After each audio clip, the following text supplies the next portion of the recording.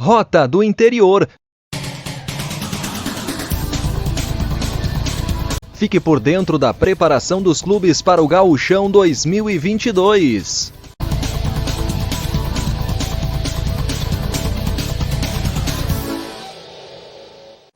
Pois é, estamos chegando aqui em Frederico Westphalen para conversar com o Vinícius Girardi, o presidente do União Frederiquense. União Frederiquense que empatou em 1-1 contra o Francisco de Beltrão, lá no Paraná.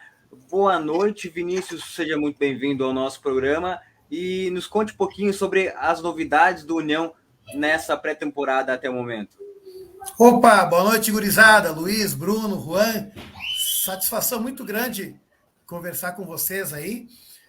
Sei do histórico do programa de vocês, da audiência. É uma satisfação muito grande poder levar aí informações do nosso querido Leão da Colina, nosso jovem União Frederiquense. O União Frederiquense teve uma situação, ele vem de uma campanha extraordinária na divisão de acesso, certo?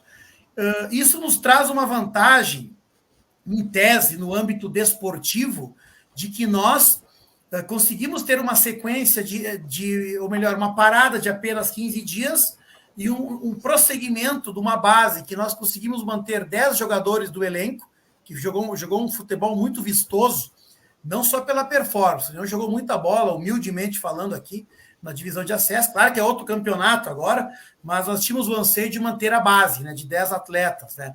Mantemos a aposta em 6 atletas das nossas categorias de base e uma complementação com mais 14 atletas. Né? Então, o que eu quero dizer para vocês? No âmbito desportivo, nós temos essa situação, o União joga para se manter, é um clube jovem, é um clube que volta ao cenário da Série A agora mais inteiro, mais intenso como clube, mais preparado, mas enfrentando equipes tradicionais, históricas do futebol gaúcho e brasileiro aqui, né? E tem um ponto muito importante, que são as obras da Arena, né? União, além das melhorias internas, ele está literalmente dobrando o tamanho da sua arena. Isso em cerca de 50 dias, tá? Vocês vão ver, para quem já conhece a arena aqui do União Frederiquense, a primeira etapa dela ficou pronta em 2018, uma capacidade aproximada, estou falando aproximada de 1.400, 1.500 pessoas, e nós vamos hoje nos aproximarmos aí de 2.500, 3.000 pessoas, tudo isso em menos de 2 meses. O campeonato acabou 28 de novembro e a União estreia dia 22 de janeiro agora. Presidente, aliás, sobre essa questão que tu comentaste aí, desse retorno à elite do Campeonato Gaúcho, né?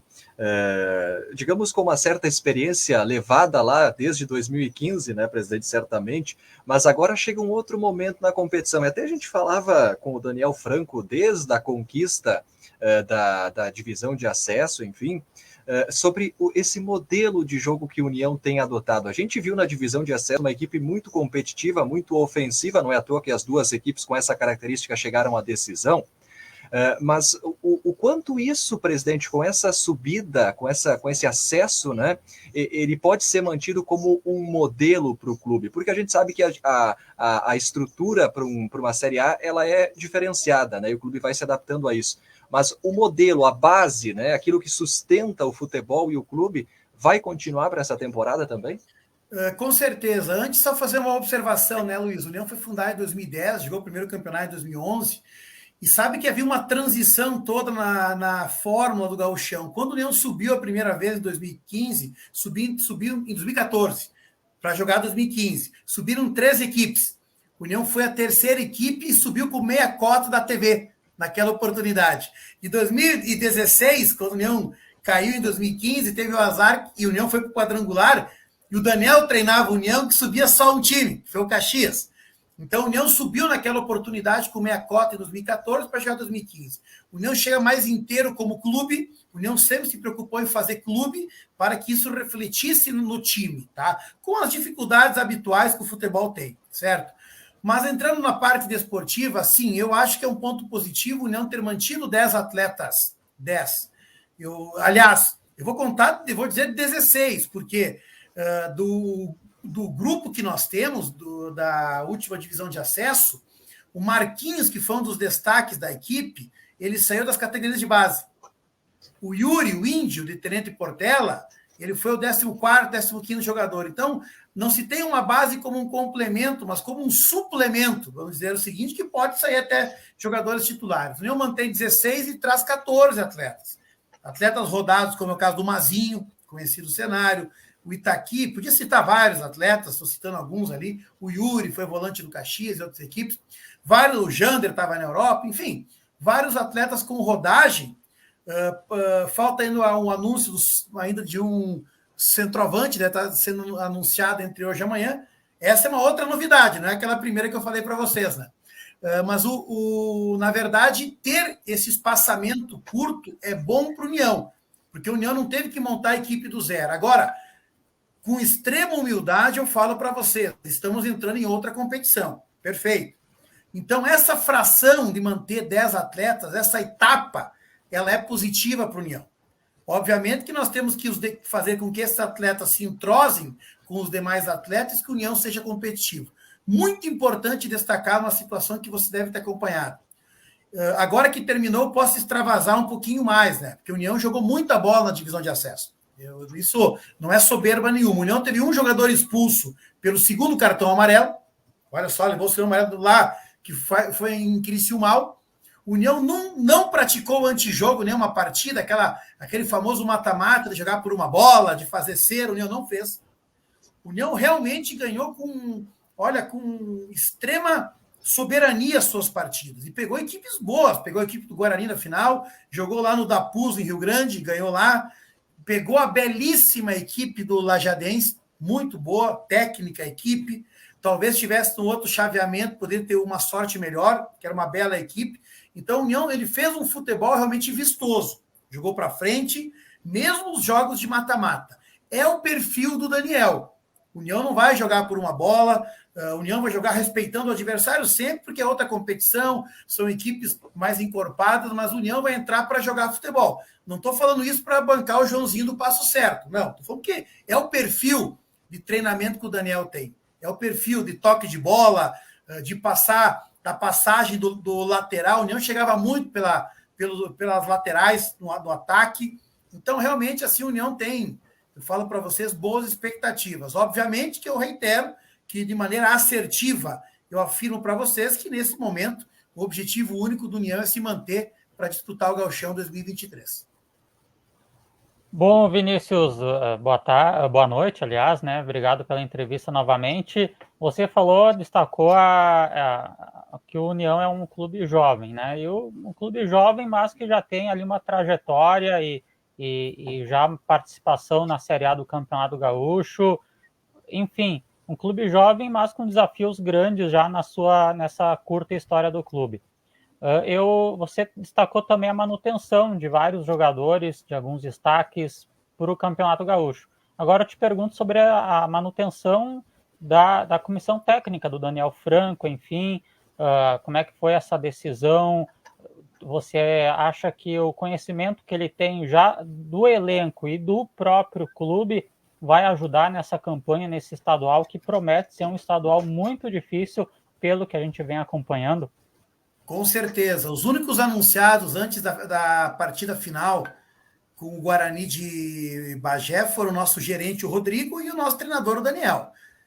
Certo? Seguindo uma lógica, né? Depois esperamos acabar a competição para anunciar a manutenção de quase toda a comissão técnica, praticamente toda a comissão técnica, e também de 10 atletas. Com certeza ajuda muito. Qual que foi a fórmula do União? O União conseguiu, nesse ano, errar pouco nas contratações, ou praticamente não errar. São fases, são momentos, e vai se criando maturidade. Estávamos em 2019 jogando lá em São Borja, tendo que ganhar do São Borja para escapar do rebaixamento. Tínhamos um 2020 promissor com o Daniel. O time começou bem, tinha 5 atletas vinculados, com vagas já. E esse ano foi um ano maravilhoso. Então, erramos muito pouco neste ano, como já erramos em outras oportunidades. Isso são processos naturais do futebol. Mas o fator simultâneo a isso, paralelo a isso, é o trabalho do Daniel. Então, realmente, um time muito bem treinado pelo Daniel. Uma coisa que eu gosto do Daniel, não adianta você ser medalhão. Ele deu oportunidade para a gurizada da base, jogou quem ele achava que tinha que jogar. O Daniel, ele passa, é a quarta passagem pela União Frederiquense, é o primeiro trabalho inteiro que ele faz do União, União Frederiquense. Ele tem 6 ou 7 anos de base do Inter, como treinador, foi vitorioso como atleta lá na década de 90, em especial, meados agora do novo século também jogou.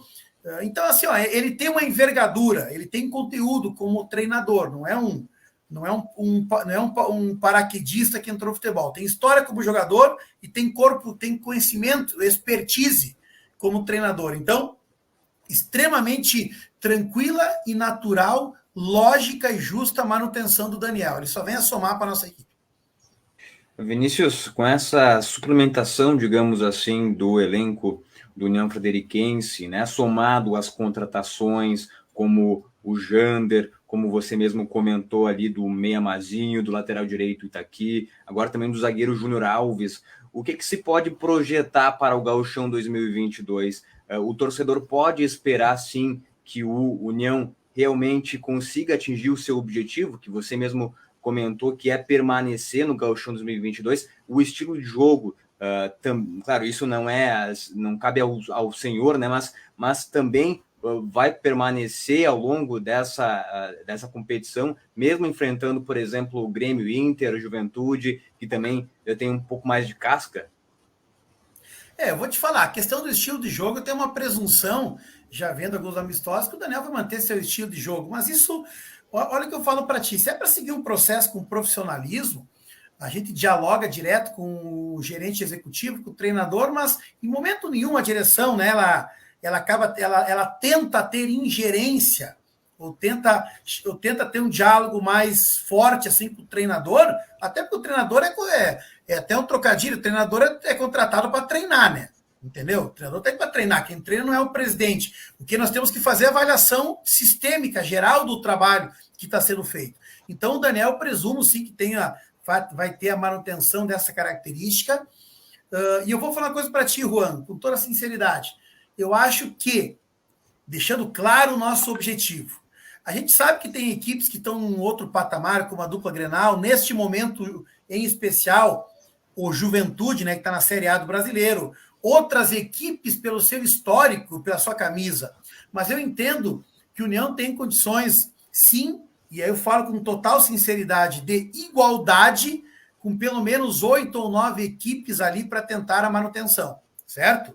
Se isso vai acontecer, eu não vou dizer que é o fator sorte, só sorte. A sorte, a gente fala ao natural, o time encaixou, União encaixou, mas o encaixar ele é fruto de uma série de quesitos, que envolve a competência para contratar, a estrutura dada para o atleta, o perfil do atleta e a competência do treinador e da comissão técnica. Então, se o União tiver um encaixe mínimo, agora com mais arsenal de atletas que teve, o mínimo percentual que teve na divisão de acesso, nós temos de tudo para, dentre estas equipes, ali, para tentar buscar a manutenção para 2023. Mas não é fácil, né? É um campeonato difícil. Tu vai pegar, a gente sai enfrentando aqui o Novo Hamburgo em casa, que é o campeão gaúcho, né? 2017. Então, a União ainda é muito recente, é muito jovem. Já tem muitos feitos. Já ganhou a Valmir Louruz, a Copinha, subiu 2 vezes, tem categorias de base, tem casa própria, mas como falaste, tem equipes com casca, né? Com mais histórico. Mas, tecnicamente, eu posso te afirmar que nós vamos ter condições de enfrentamento. Vamos torcer que tenhamos sorte na performance, no resultado. Ô, Vinícius, queria que tu, já que o Juan estava falando a questão das contratações também, né? Queria que tu comentasse sobre o Marcos, né? O goleiro, que tem um histórico, né? De Série B, 2016 como campeão, tem título goiano também. Até mesmo encarreirando na questão da renovação do Cetim, que foi titular 19 das 20 partidas aí na temporada passada, né? Um goleiro experiente também, né? Quer dizer, é uma mescla, de alguma forma, né, Girardi, essa questão de trabalhar com a questão da base, dar oportunidade para esses jogadores, mas também ter uma certa experiência, ainda mais uma posição tão importante quanto essa. Com certeza, Luiz. A chegada do Marcos é fundamental. E nós temos que ter corpo, envergadura em cada posição, né? Consistência, né? O Cetim foi muito bem na competição. Olha, saiu algumas pesquisas aí. Eu acho que para mim tinha que ter sido o goleiro do campeonato, porque ele foi muito bem. Mas, claro, não dá para ser todos da seleção do União. Isso seria até uma. Né? Mas o Cetim mereceria, assim como. Eu não me recordo quem ficou na seleção, como o goleiro do Guarani de Bagé foi muito bem, como algum goleiro do Avenida foi bem, outros goleiros foram bem também, tá? Mas o Cetim fez uma campanha extraordinária, foi muito bem na divisão de acesso. Mas, obviamente, que nós temos que ter uma peça para que, junto com ele e com os outros goleiros, possa fazer essa briga aí, né, Tchê, pela titularidade. Então, o que eu posso falar para vocês? O União chega inteiro como elenco. Ele não chega capenga.